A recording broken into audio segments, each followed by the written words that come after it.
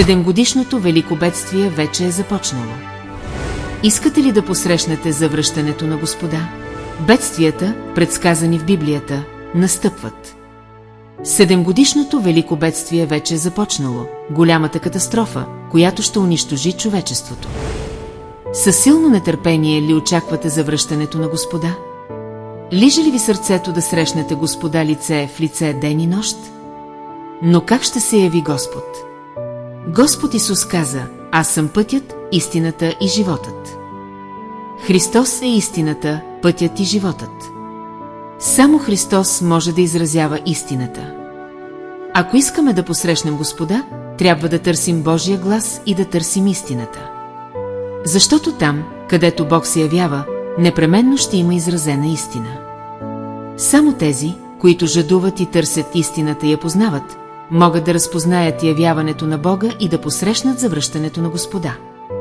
Както Петър, който успя да разпознае, че Господ Исус е Месията. Нали не беше защото той чу Божия глас и разпозна, че това, което Господ изразява, е истина? А какво да кажем за фарисеите? Те ясно чуха истината, изразена от Господа, но отказаха да признаят, дори осъждайки думите на Господа като богохулство и извършвайки греха на богохулството срещу Бога, което ги доведе до наказание от Бога. Различните нагласи на двата вида хора към истината доведоха до различни резултати. Коя нагласа ще изберете вие? Не мислете, че това не се отнася до вас, защото този избор вече идва при нас. Исус пророкува: имам още много неща да ви кажа, но не можете да ги понесете сега, а когато дойде онзи, Духът на истината, ще ви опътва на всяка истина. Когато Господ се върне в последните дни, Той ще ни води в цялата истина.